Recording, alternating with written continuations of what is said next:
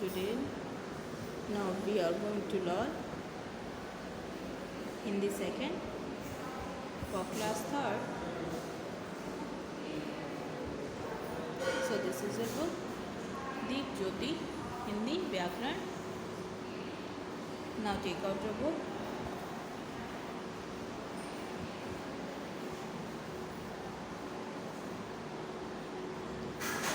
Everyone take out your book.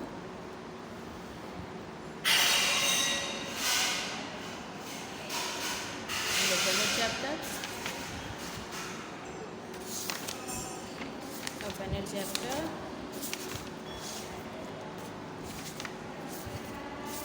Chapter number 7. Today is your chapter number 7. Chapter name is नाम की जगह सर्वनाम. इससे पहले आपने संज्ञा पढ़ा था चैप्टर नंबर 6 में, और चैप्टर 7 आपका क्या है, सर्वनाम. तो आपने प्रीवियस क्लासेस में पढ़े हैं ना कि सर्वनाम की परिभाषा किसे क्या होती है. सर्वनाम की परिभाषा होती है कि संज्ञा के स्थान पर प्रयोग किए जाने वाले शब्दों को सर्वनाम कहते हैं. सर्वनाम किसे कहते हैं, संज्ञा के स्थान पर प्रयोग किए जाने वाले शब्दों को सर्वनाम कहते हैं. तो ये तो आपकी सर्वनाम की परिभाषा हो गई. परिभाषा सबको पता होगी, सबको पता है क्योंकि आपने प्रीवियस क्लासेस में पढ़ रखा है.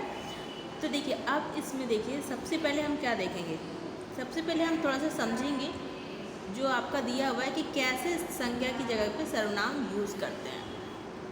ठीक है, तो देखिए दिया हुआ है पढ़ो और समझो. पढ़ो और समझो, ध्यान से देखिएगा. थोड़ा सा भी इधर उधर मिसिंग हुआ तो आपको वो सारी चीज़ें समझ में नहीं आएंगी और कन्फ्यूज़न आपका क्रिएट ही रहेगा. हमेशा कन्फ्यूज़न में ही रहेंगे. देखिए आपका यहाँ नंबर फर्स्ट दिया है, अमन कल देर रात तक काम करता रहा. अमन थका हुआ था. ठीक है, दिया है ना, अमन कल देर रात तक काम करता रहा. अमन थका हुआ था. तो अभी आप लोग ने हम आप लोग को बताया है ना सर्वनाम किसे कहते हैं. संज्ञा के स्थान पर प्रयोग किए जाने वाले शब्दों को सर्वनाम कहते हैं. इसमें दिया है अमन कल देर रात तक काम करता रहा. अमन थका हुआ था. तो हमें संज्ञा के स्थान पे सर्वनाम प्रयोग करना है. सर्वनाम क्या होता है, वह, मैं, तुम, यह, वह, ये सारी चीज़ें क्या होती है, अपनी, उसकी, ये सारी चीज़ें क्या होती हैं, सर्वनाम होती हैं.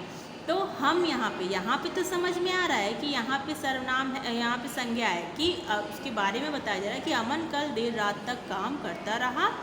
इतना तो समझ में, लेकिन जब ये दिया है कि अमन थका हुआ था तो ये सेंटेंस सही नहीं बन रहा है, क्योंकि जब बात अमन के बारे में की जा रही है तो ये अमन ही होगा. यहाँ पे नाम लिखने की ज़रूरत नहीं है. तो यहाँ पे सर्वनाम हम शब्द लिखेंगे. सर्वनाम शब्द क्या हो जाएगा, देखिए अमन कल देर तक काम करता रहा. वह थका हुआ था.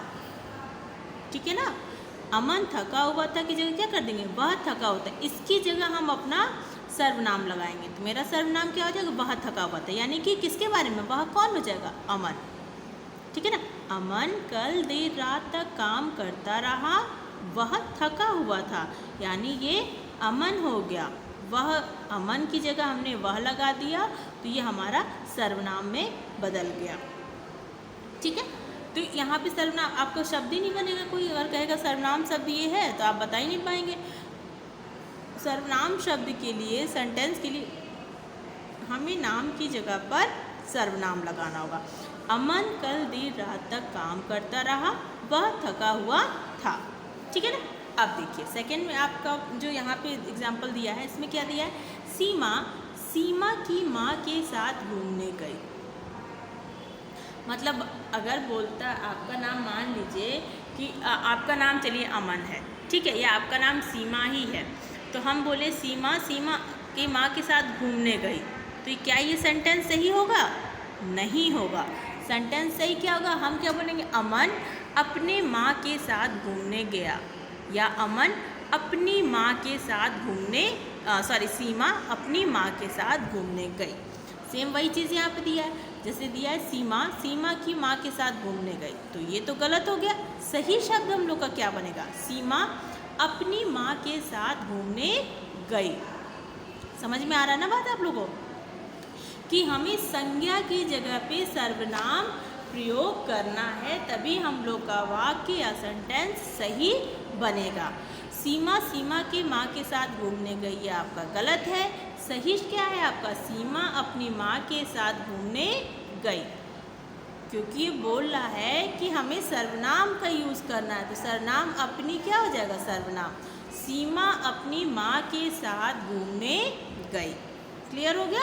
अब देखिए, यहाँ पहले चित्र के दूसरे वाक्य में, एक वाक्य तो ये हो गया और दूसरा वाक्य ये हो गया, तो इस दूसरे वाक्य की बात कर रहे हैं। यहाँ पहले चित्र के दूसरे वाक्य में अमन की जगह वह शब्द का प्रयोग हुआ है। जो वह है ये क्या है आपका? ये है सर्वनाम। यहाँ पहले चित्र के दूसरे वाक्य में अमन शब्द की जगह वह का प्रयोग हुआ है, यानी अमन उसकी जगह वह, तो ये क्या हो जाएगा? सर्वनाम। दूसरे चित्र के दूसरे वाक्य में सीमा की जगह अपनी शब्द का प्रयोग हुआ है। दूसरे चित्र के दूसरे वाक्य में सीमा की जगह अपनी शब्द का प्रयोग हुआ है। संज्ञा शब्दों को बार बार लिखना या बोलना ठीक नहीं लगता है। देखिए, जैसे ठीक नहीं लग रहा है ना, सीमा सीमा की माँ के साथ घूमने गई, ये बोलने में ठीक लग रहा है? नहीं लग रहा है। सही शब्द इसका क्या है? सीमा अपनी माँ के साथ घूमने गई। तो वही ये बोल रहा है कि संज्ञा शब्दों को बार बार लिखना या बोलना ठीक नहीं लगता। संज्ञा शब्दों को बार बार लिखना या बोलना ठीक नहीं लगता। संज्ञा शब्दों के स्थान पर यह, वह, इस, उस, हम, मैं आदि शब्दों का प्रयोग किया जाता है। तो ये जितने भी शब्द हैं, जैसे ये जो भी शब्द हैं, ये क्या क्या शब्द है? संज्ञा शब्दों के स्थान पे। तो ये कौन कौन से? ये सर्वनाम शब्द हो गए, यह, वह, इस, उस, हम, मैं।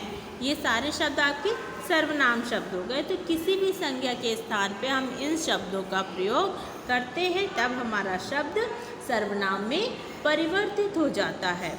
देखिए, फिर से देख लीजिए, आपको एक बार फिर से क्लियर करते हैं।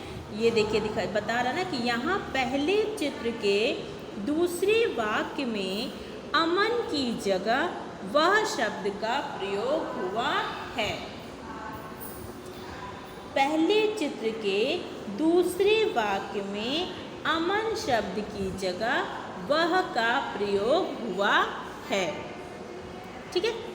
दूसरे चित्र के दूसरे वाक्य में सीमा की जगह अपनी का प्रयोग हुआ है, यानी सीमा सीमा की माँ के साथ घूमने गई की जगह सीमा अपनी माँ के साथ घूमने गई। समझ में आ गया? आपका सर्वनाम शब्द क्या क्या होता है? यह, वह, इस, उस, हम, मैं, अपनी, इसकी, उसकी, ये सब क्या होगा? ये सर्वनाम शब्द होगा आपका। सर्वनाम की परिभाषा क्या होती है? संज्ञा की जगह पर प्रयोग किए जाने वाले शब्दों को सर्वनाम कहते हैं। संज्ञा की जगह पर प्रयोग किए जाने वाले शब्दों को सर्वनाम कहते हैं।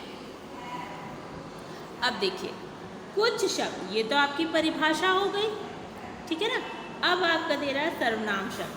कुछ सर्वनाम शब्द इस प्रकार हैं। कुछ सर्वनाम शब्द इस प्रकार हैं, जैसे मैं, तुम, वह, हम, आप, वे, इसे, उन्हें, उन्होंने, किसे, किसको, किसका, आपका, मेरा, हमारा, तुम्हारा। फिर से देखिए सर्वनाम शब्द कौन कौन से थे, इसको लर्न करना पड़ेगा आप लोग को। जब तक ये लर्न नहीं करेंगे आप संज्ञा से सर्वनाम वाक्य नहीं बना सकते हैं। मैं, तुम, वह, हम, अपना, वे, उसे, उन्हें, उन्होंने, किसे, किसको, किसका, आपका, मेरा, हमारा, तुम्हारा। ये क्या हो गया? ये सर्वनाम शब्द हो गया। इसी सर्वनाम शब्द जो है इसी से हम पूरा वाक्य बनाते हैं। सब समझ में आया ना? इसी सर्वनाम शब्द से हम पूरा वाक्य बनाते हैं। नेक्स्ट क्या है? याद रखो। अब याद रखो वाला ये तो सबसे इम्पोर्टेंट होता है ना। याद रखो क्या है? याद रखो अपने लिए मैं, अपने लिए मैं, हम, मेरा, मेरी आदि शब्दों का प्रयोग करते हैं। अपने लिए मैं, मेरा, मेरी आदि शब्दों का प्रयोग करते हैं। ठीक है ना? जैसे कोई भी, जैसे अपने के लिए कि अपना काम करना है, ठीक है, अपना काम करना है, ये तो होगा नहीं। ये हो सकता है कि मुझे अपना काम करना है या मैं अपना काम करूँगी।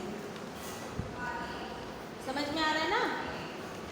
कि जो भी है कि अपने काम के लिए, मतलब अगर आपको अपना काम करना है तो उसके लिए हम क्या क्या यूज़ कर सकते हैं कि मैं, हम, मेरा, मेरी आदि शब्दों का प्रयोग करते हैं।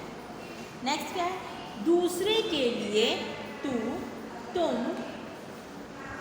तुम्हारा, तुम्हारी आदि शब्दों का प्रयोग करते हैं। जिसके बारे में बात की जाए उसके लिए वह, वे, उनके आदि शब्दों का प्रयोग करते हैं।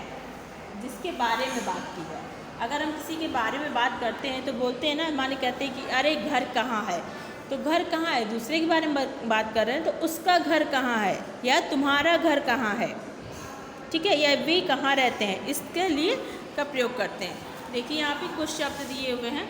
सर्वनाम शब्दों का वाक्यों में प्रयोग। सर्वनाम शब्दों का वाक्यों में प्रयोग क्या है? सर्वनाम शब्दों का वाक्यों में प्रयोग। अपने लिए क्या होता है? मैं आम खाता हूँ, मैं आम खाता हूँ, ये खुद के बारे में सारी जानकारी है। मैं आम खाता हूँ, मुझे कॉपी चाहिए, मेरी बारी आ गई, हम गीत गाएंगे, हमारी छुट्टी हो गई, हमसे कुछ पूछिए। मतलब जितना है मैं, मुझे, मेरी, हम, हमारी, हमसे, ये क्या है? ये अपने लिए है, ये खुद के बारे में, स्वयं के बारे में ये सारी चीज़ें हैं। दूसरे के लिए क्या करेंगे हम? ये तो फर्स्ट पर्सन हो गई, ये सेकंड और ये थर्ड पर्सन, यानी ये अपने लिए, दूसरे के लिए, या अन्य या तीसरे के लिए है। तो दूसरे के लिए क्या है?